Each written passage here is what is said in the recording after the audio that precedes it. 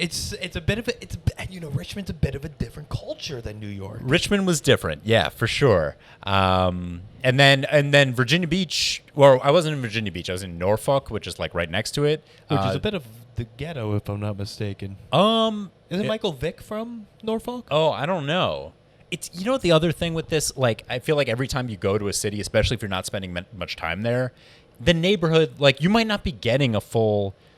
Yes. Like if someone comes to New York and they go to Soho as opposed to going to Williamsburg, like they're gonna get. Well, maybe those are kind of, but like I understand what you're trying to say. It's a bit of a different experience where you spend your time. Of course, yes. So I spent, you go to these cities to perform and you spend a day max, maybe or 2 days max. I don't know if I really get a feel for, the whole city or whatever. Right. Yeah. But yeah, it was fun. Okay. No dog fighting. There was no dog fighting. I don't know. I don't know if that's like a Norfolk thing or if he just got. It's definitely a Michael discovered Vick that. thing. It is a Michael Vick thing, or he just discovered that along the way. Yeah, I don't think he found it on YouTube when he was a kid growing up. He actually came up with that. Yeah. I don't know how quick you want. I don't know if you have things you want to riff on top. Because I watched the Billy Joel doc.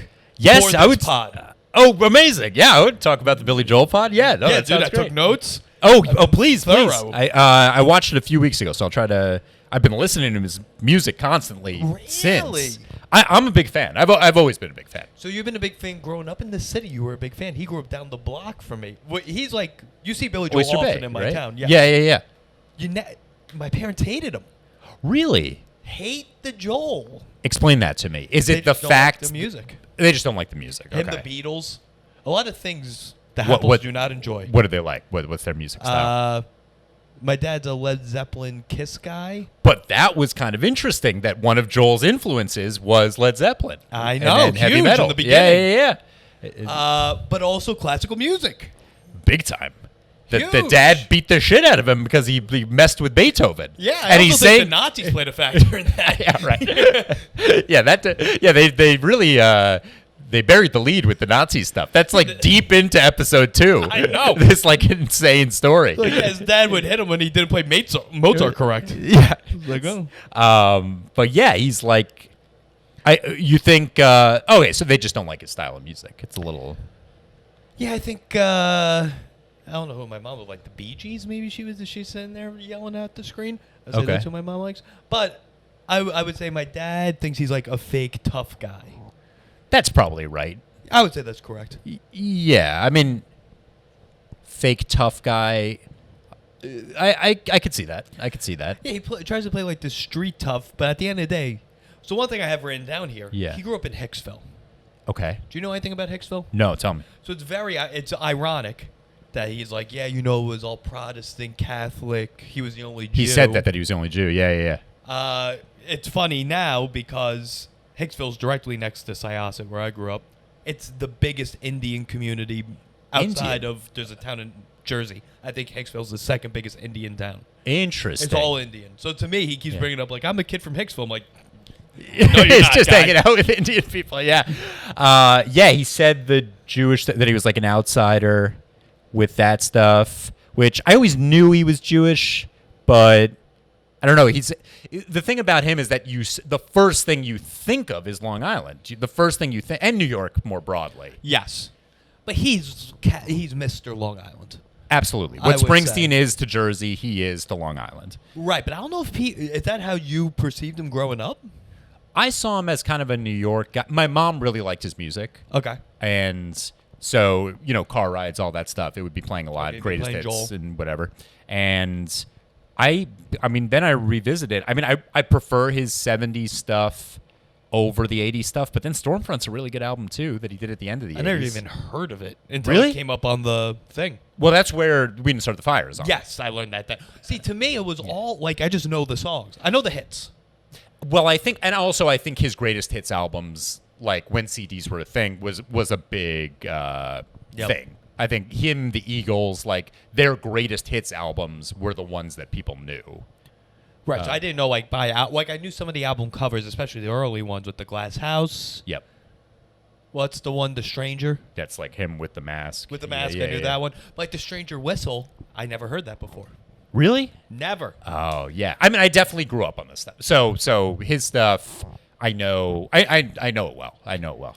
Yeah. We should also say there might be a lot of spoilers with this. Oh sure. Yeah. But, Let's go through it. But It's true. you know, it's a true it's story. history. Fuck Yeah. you. Yeah. Yeah, you don't like this. Too bad. What the hell is Yeah, your turn it problem off. then? Yeah. I don't know. I if you want the Billy Joel stuff. One thing I have first. Yeah. A lot of whistling. When's the last time you heard anyone whistle? Well, The Stranger's got the whistle, right? Strangers has the whistle. What are the songs? But like, you don't see people whistling. I feel like Well, whistling really phased out. And he's definitely got that kind of, which is the longest time, that like doo-wop-y, like kind of. Well, he was going for that. But Yeah. Like, I tried that for the whole album. I'm like, maybe I should listen to the album. I like a doo-wop-y sound. He was going for like, what's it called? Frankie Valli and the Four Seasons. Yeah. Yep. Yeah, I can't. What else is on that album? I'm blanking. That's like the 80s stuff I know less. But Call us in if you know. yeah. Yeah, like eclectic influences. I thought it was interesting when he does the classical stuff later in his life. He hires the Asian guy. He can't do it. Yeah. The Piano Man turns out like there's a whole nother level of piano player from the Piano Man. I thought it was a good analogy the guy used, where he's like, there's break dancing and ballet dancing. Both are dancing, but one can't do the other. Do you think he was just being nice, though?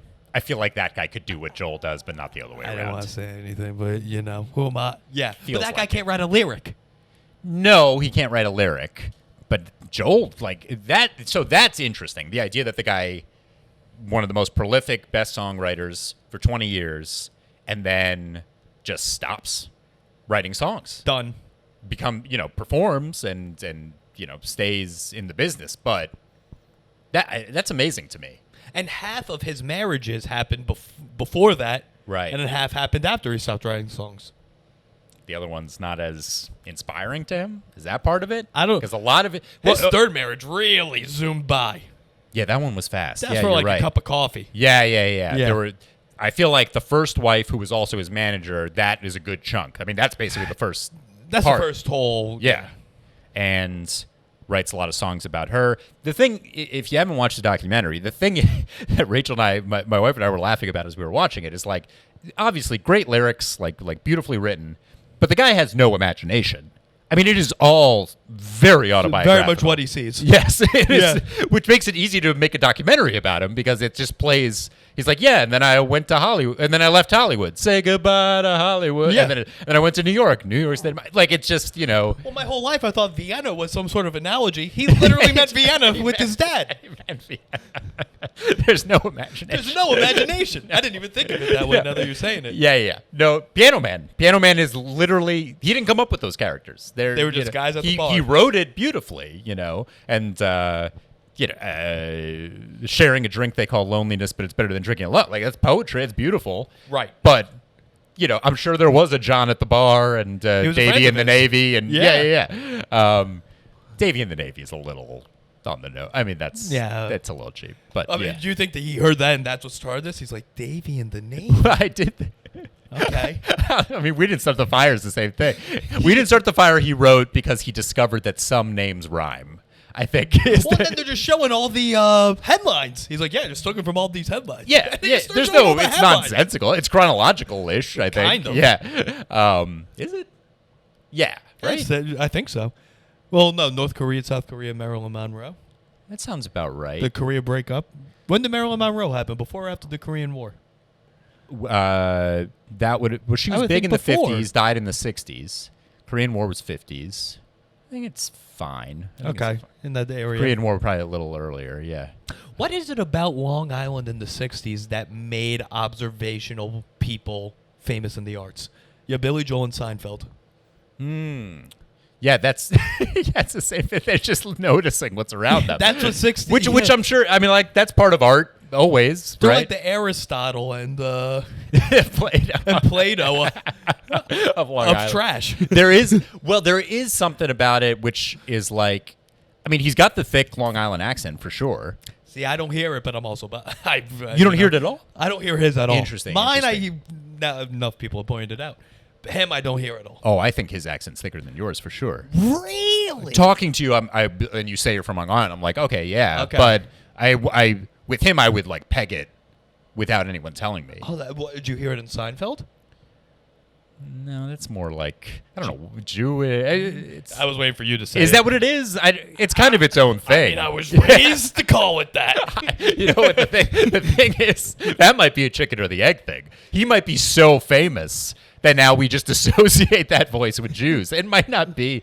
Jewish voice is like more Mel Brooks. I know a certain country in the early 30s that would disagree.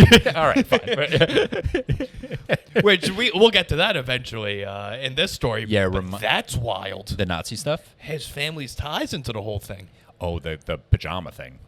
Wild. Wild. Yeah. Oh my his God. grandfather's Horrifying. company's the one that made the pajamas. Yes, but not right. He sold. Well, he didn't even sell it because he made no money. Right. They were taking all the businesses away from Jews. He was a clothing company, right? Or maybe more specific than that. It was like a fabric company. Fabric, maybe? yeah.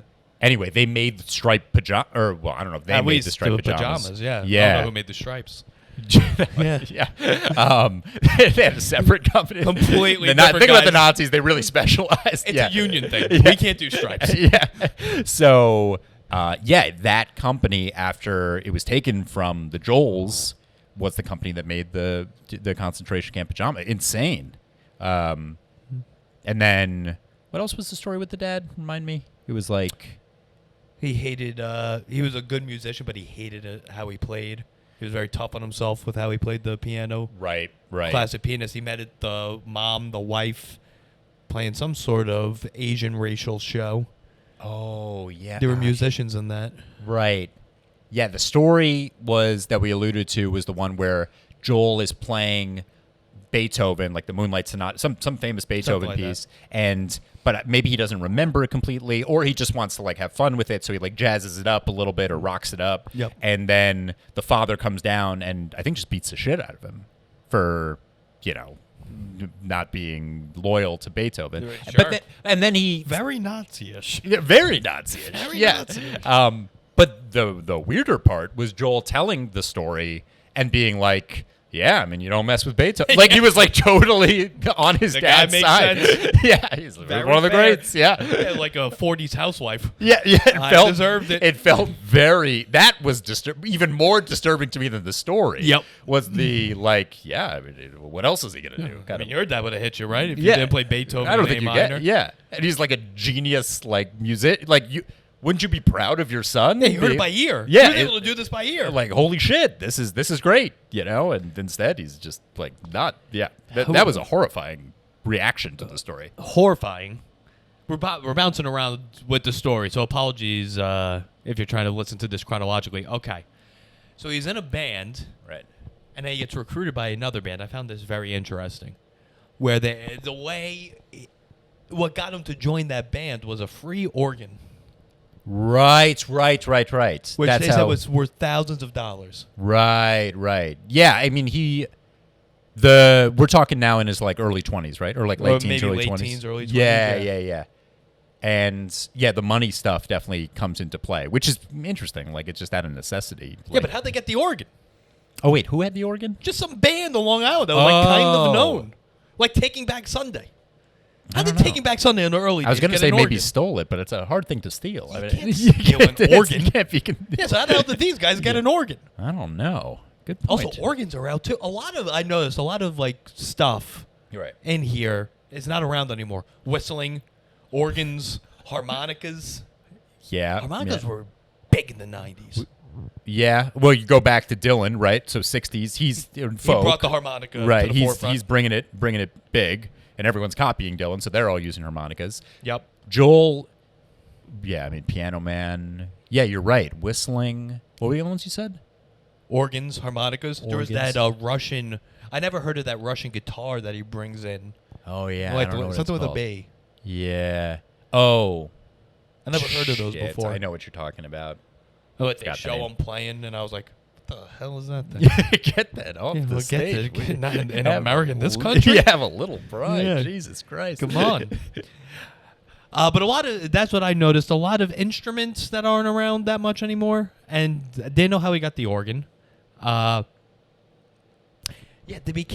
band then becomes big on Long Island radio stations. Yeah. That's like blows my mind. that radio stations were so localized. Right. So it is, not only is he, still now kind of worshipped on Long Island, but that literally is who knew him first before he, eventually goes to California and like that whole thing. Yeah, but like it's crazy. Like if if we're growing up and it's the 50s or 60s, I'll know him. You wouldn't. Reverse that in the 90s, you knew him. I didn't. Right. In the age of social media. Oh, now the whole world. Now the whole world knows immediately. But it's great that it was so like Nassau County would know him and local hero. 45 minutes train ride in that people do daily. Yeah. They never even heard of the guy. Really interesting. That's how localized the radio was. Yeah. That was so this is early days, right? This is early days, and then his mental health stuff is not good at this time, right? Institutionalized, tries to kill himself. I mean, bad. We're getting. Oh, I haven't got it. Okay, I'm sorry. We're a little bit earlier. Yeah, institutionalized. Well, his mom was a big drunk. Drunk and something. Bipolar, manic, something. That's what his sister said, which, by the way, yeah, it's unfortunate that all the women in his life look like him. Yeah. His well, he does sister, marry his Christy Brinkley, like the most attractive woman there was. That's ever lived. That's ever lived. Still really hot. She was a rocket. Still great. Still great. And she has a kid, and the kid looks like Billy. Looks more like Billy. That's gotta be one of the hardest realizations of your life. Where you're growing up and you're like, I see where this is going, kind of thing. Where you're like, yeah, what age was she? Where she was like. Yeah, I mean, he has such distinct features. He has distinct things. Yeah. That I could see how it would be genetically. I think Christy Brinkley has another daughter who looks just like Christy Brinkley. Ooh. Who I thought was Joel's daughter, but I guess not. I think they only had the one. I guess they only had the one. Yeah. That's tough. But he writes a great song about her. That's one of my favorite Billy Joel songs. He has a boat named after her. Downeaster Alexa. Yeah. Yeah, I would. Another thing I had here was what were the other singles on Long Island radio stations back in the '60s? Just like recordings of police beating people at the Montgomery riots. I like I like Billy Joel, but well, I don't know if that would be a versatile radio station. Usually, radio stations specialize a little bit, right? I don't know. They were just like. This has a rhythm to it too. And there's a new piano guy for people in their car just being like, "Fuck this!" Let me get those race riots back on. Oh, I wish I lived in an age where I could rewind. God damn it! Well, I think back in the good old days. So he's in this band. He connects with the leader of the band, I guess that guy was. Oh, God. Yeah, I'm sorry I watched this. I should have watched it. It's fine. That's why recently. I took notes. Yeah. No, this story is insane. I mean, talk about, so I didn't realize your parents dislike, I guess your parents dislike him more for the music and the fake tough guy. But another reason that he's unlikable, I mean, this story is. To me, this is it's a recurring theme I have throughout all my notes here. So him and this guy, they headed off. They start a band together. Yeah. They move into a house, which I would love to know where that house is. Right. On Long Island. They dub it the Rock House, where his partner, Billy Joel's partner, moves in with his wife and the kicker. And the kid. Has a kid. The kid and the wife move into the house. Yep. Bing, bang, boom. Billy Joel steals the guy's wife. And again, so you're getting testimonials throughout the documentary from almost every person in this thing. Again, the guy who he cucks is up there being like, yeah, we made up. Like, we were really, dude, it was intense at first. No, because he doesn't just have sex with, I mean, he marries her. I mean, and he's the stepfather of the guy's son. Yeah. I don't know. I mean, maybe, sometimes you do hear 60s stuff, like where they, even like Beatles and Clapton, that George Harrison Clapton thing. Like, there's a lot of, someone fucking the other person's wife and they steal the wife, So those maybe two Yankees, you know that story? No, it's they wife swapped. They wife traded. Mickey Mantle and Roger Maris mid-season. I think one guy might have been Roger Maris. I don't know. Call us in if you're gay. Yeah. But there were two of these Yankees. They just traded wives. I don't know that story. Insane story. 70s, 60s, I guess. I think 60s. Okay. So I'm sure Mantle was just fucking everyone's wife, but I don't know if that was a swapping 100%. Yeah, but this is the whole free love. You've seen that letter, not to go completely on a tangent. What's that letter that Mickey Mantle sent where he's describing getting blown in the bleachers or something? No, I think someone was it was a written interview, and they're like, what was your best memory of being on the Yankees. Like I got blown under the bleachers and Just say that in the polo grounds. Just say that when you hit over 500 home runs. He's like that was the craziest thing I did that year. That's incredible. That's the metrics I want to talk about. That's like how Thomas Jefferson's grave doesn't say president. It doesn't. I didn't know that. He's wait, let's see. But I just mean it as an analogy of like the main thing, that we know you for. Yeah. How history remembers you and how you remember you. Two very different things. So this guy, so they talk about falling in love with each other. No one talks about the kid. Oh, and the kid gets interviewed. Poor kid. What a fucked up. Now he's like 60, but poor kid. Yeah, right, exactly. A terrible outfit. One of the worst outfits I've ever seen. Can't remember. The hat was insane. He looks like... when you pick an outfit for a documentary, what are you... I mean, some of them, they wear a hat, they wear something. Just, you gotta... I mean, I understand wanting to stand out a little bit. This is his big thing. Yeah. That's his... When's this guy going to get interviewed again? So... I don't know. What would you wear? You're in an interview.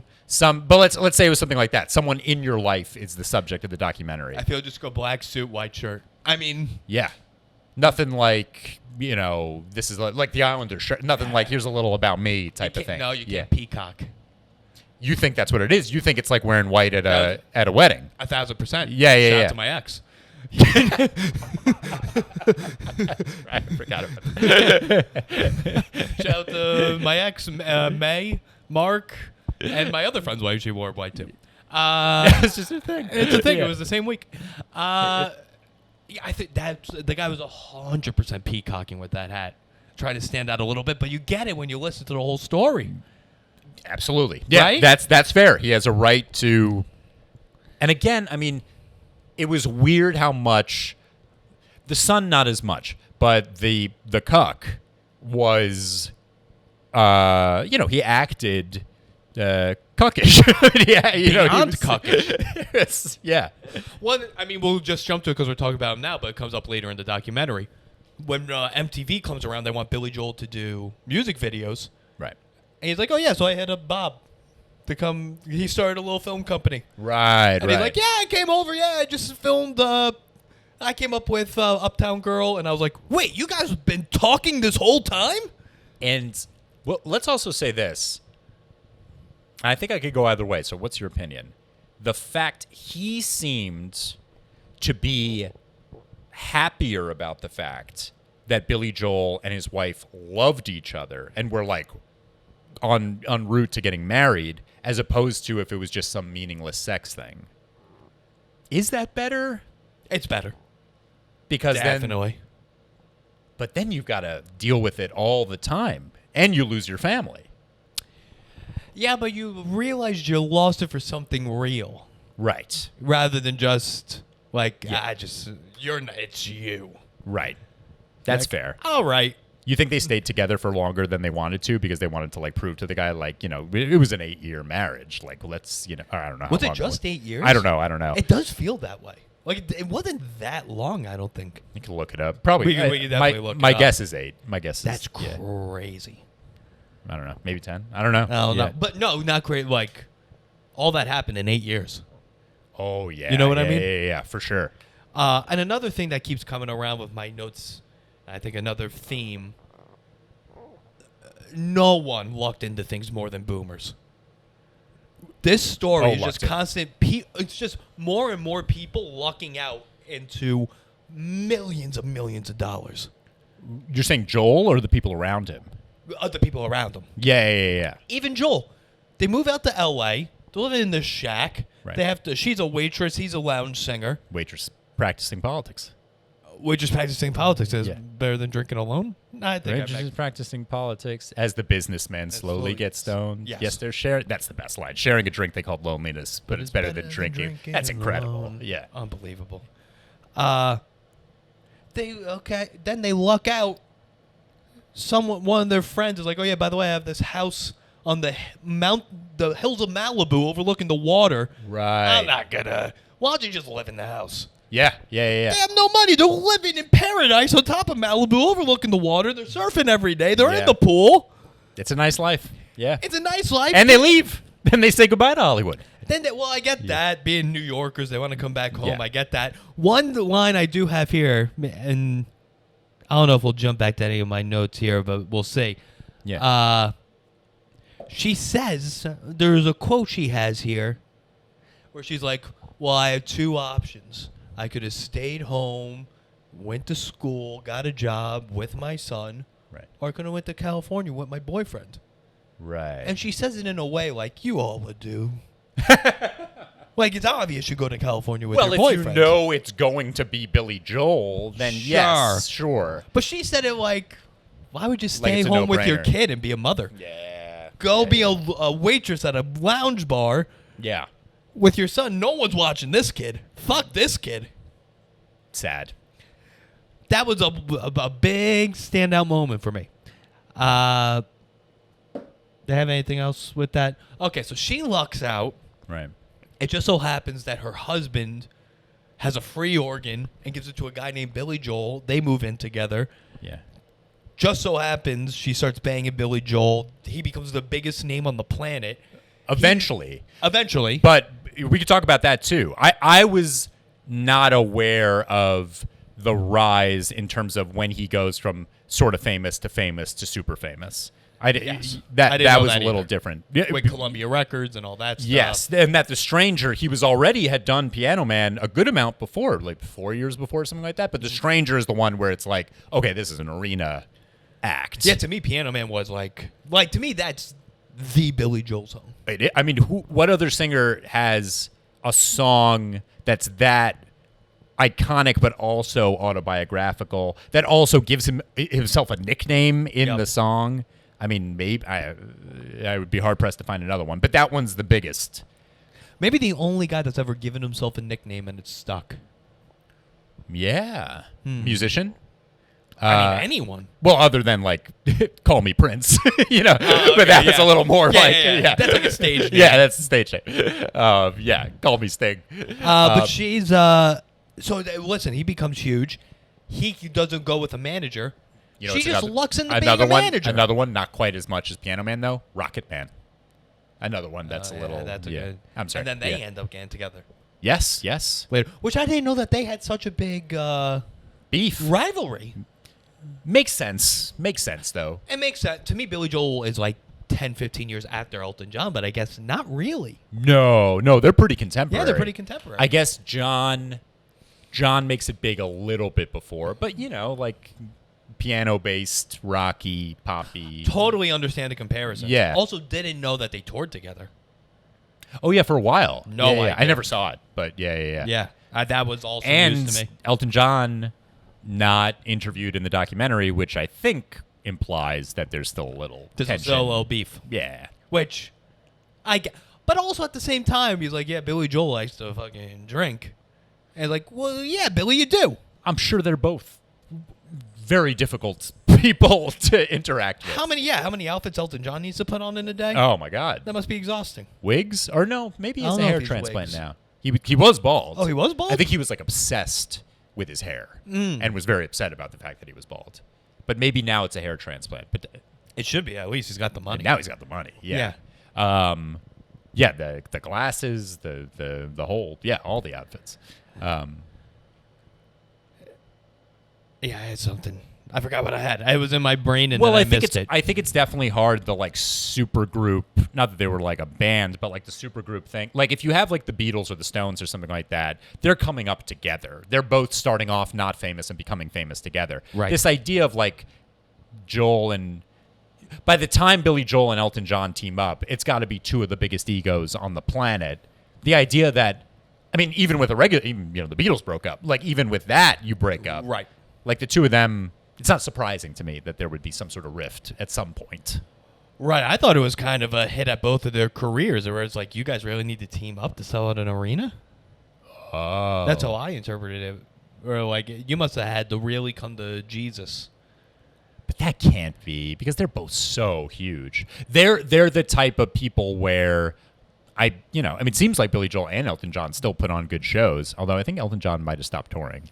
And fucking Billy Joel just fell down Yeah, a staircase some or head something. thing. Yeah. Yeah, but like let's say a couple years like those are people that I think for a lot of people have reached the status of, I don't even care if this is a good show. I just want to be in the presence of this legend. 1,000%. And say that I've seen him, you know. That's what I did. I saw Dylan in Newark. And Bob Dylan. Okay.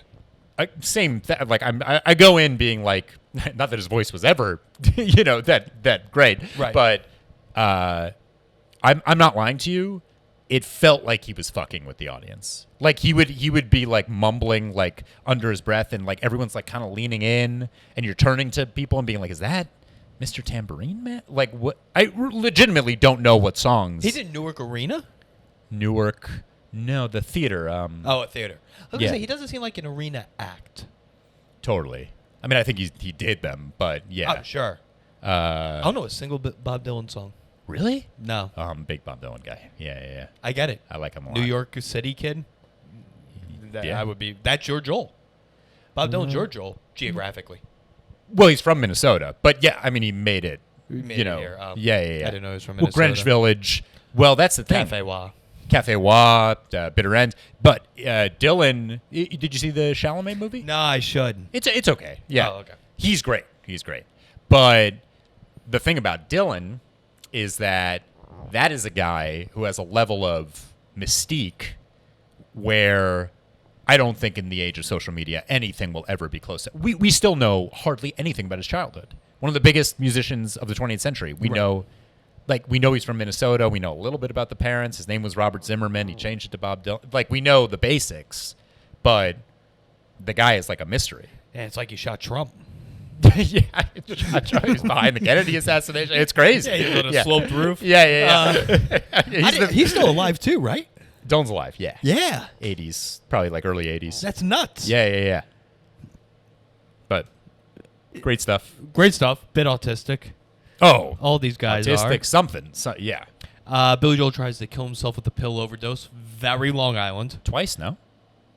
Didn't he try? I don't know, pills both times, but didn't he try to kill himself twice? Did he try to kill himself twice? Definitely Maybe. once.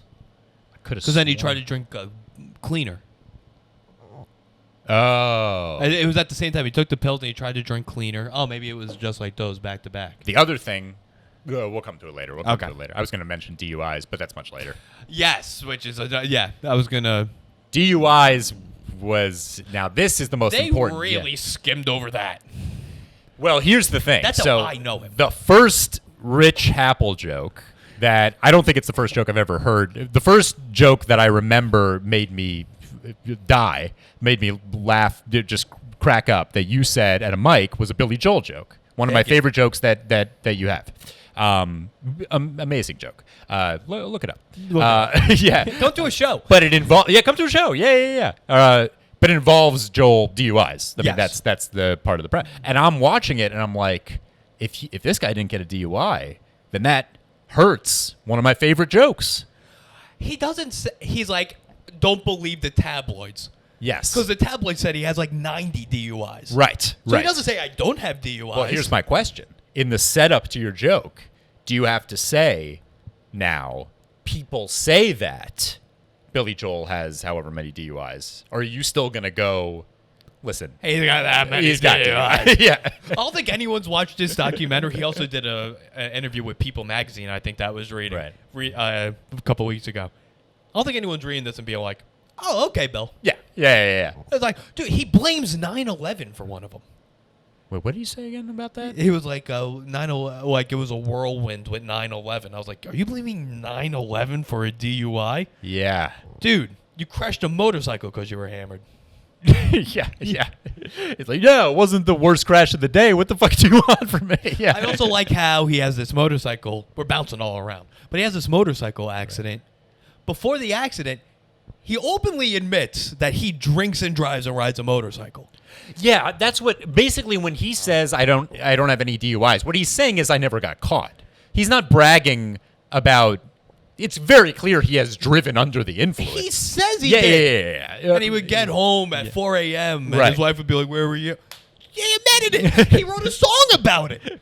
Oh, wait, which You one may was- be right. You may be right.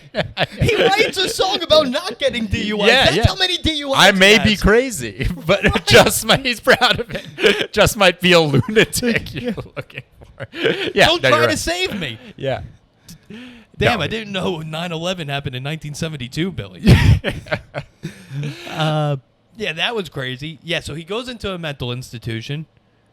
Yeah, and then it just so happens that he has a cassette out, and then the guy that runs Woodstock hears it, Right. passes it along to the Paul McCartney's drummer, who's just trying to be a producer. Dude, these stories, I know that they exist, and of course, like, there's a lot of, but sometimes it does feel like these random chance sort of things, because you see it in every documentary about musicians, about other kinds of artists, where it's like, just like complete luck, right? Yeah.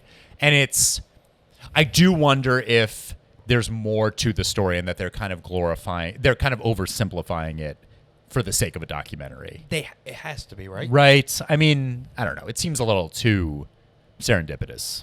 But what I also thought from this is like, Yeah. because that doesn't happen now. We're not in music, we're in comedy, but Sure. like, that doesn't happen. Right. Not like what are the documentaries going to be like in 50 years for people around now? Like, that's why I got to 10,000 followers, and then I got to 50,000 followers. Yeah, that's how it's structured. That's how it's structured. Oh, it's terrible. That's it. Part 1 is 0 to 100,000 followers, and part 2 is 100,000 Yep. to, a billion. Okay, yeah. There's something romantic about gatekeepers. Right. Yeah, I mean, they always love doing, the scene in any music biopic where it's, Elvis is in the studio and it's the close up of the producer being like, that guy, I see something, whatever.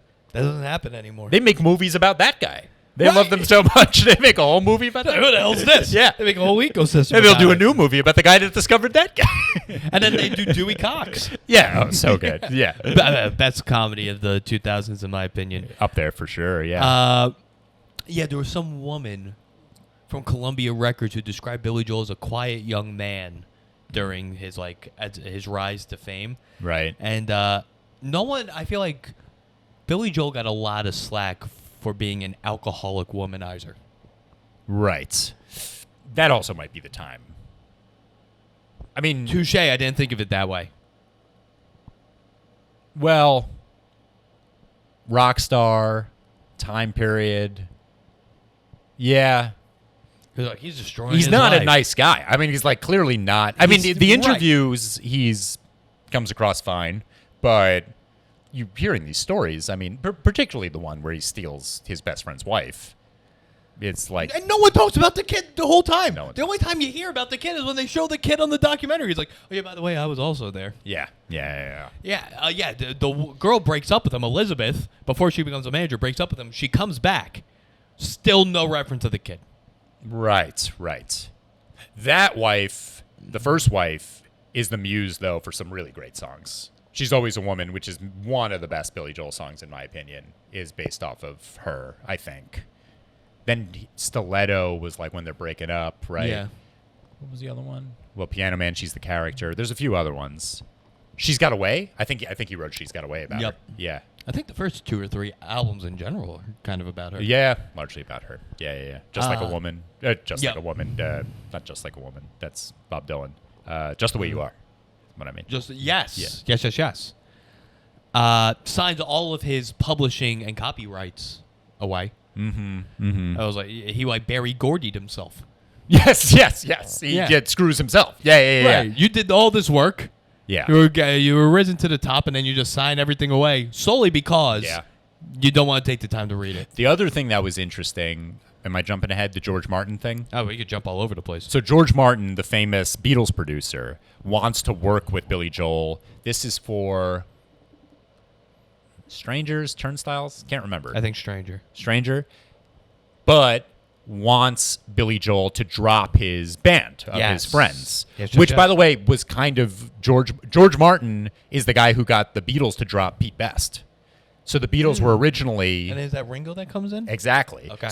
So George Martin, as a producer, which is probably a good trait in a producer, is a guy who's like, no, that guy's not good enough. Like, he's very blunt. He's got an eye. He's got an eye, and what does he give a shit? He just wants the best product. And Pete Best misses out on being a Beatle, which is insane. Right. And now, that's one of the saddest stories. He runs tours in Liverpool, Beatles. It's look it up. Oh, it's boy. it's tough. Who do you think is more cuckish, him or Elizabeth's ex-husband? Well, I actually, I don't know if they're the same category because Pete Best is it wasn't his fault. He just wasn't a particularly good musician. Ringo was just a much better drummer. So it wasn't this guy's fault. No, it's not his fault. But this guy's a straight up cuck. Pete Best is just the biggest loser in history. Yeah, definitely. Misses that. This close. He's drumming on Love Me Do. Yep. On the first single, it's him drumming. And then they become the Beatles and he's back home. Very sad. They also used his mother's club when they were starting out. The only reason why they had Pete Best to begin with was to use him. He wasn't a good drummer. But yeah, anyway. Well, listen, be happy you were there. He's the Pauly Shore of music. Yes, but he doesn't even get to do Son-in-Law or Encino Man. At least Pauly Shore's in classics.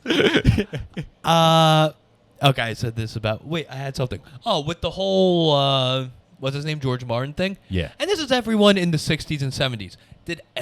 Whenever they do a documentary about these people, there's always headshots of them in a suit and sunglasses. Right. That they're always ready to throw up on a screen during a documentary. Was that just a thing? Did everyone in the '60s get a headshot of them in a suit and sunglasses? That might also go back to Dylan. He might have started that look. That was kind of his. But at least he's a musician. Right. George Martin's a fucking. Well, I guess he's a musician adjacent producer. Yeah, he's known as the fifth Beatle. People say he's a big deal in the Beatles' career because one of the main influences of the Beatles is their studio stuff, and he's the one who kind of knows what's possible in the studio. But he was also seen as kind of a father figure to them because he was a decade older than them. So he was the guy in the suit, kind of the dad, and they're the kids, fucking around. Okay. But I didn't know the sunglasses. He got one. I feel like everyone in the '60s, '70s, they're always and here's Ben Kirschenbaum. Yeah, and then they throw up Ben Kirschenbaum. You're why would everyone have a picture like They're this? just all wearing the same. They're all wearing the same outfit. Also, something I have written down in these notes somewhere.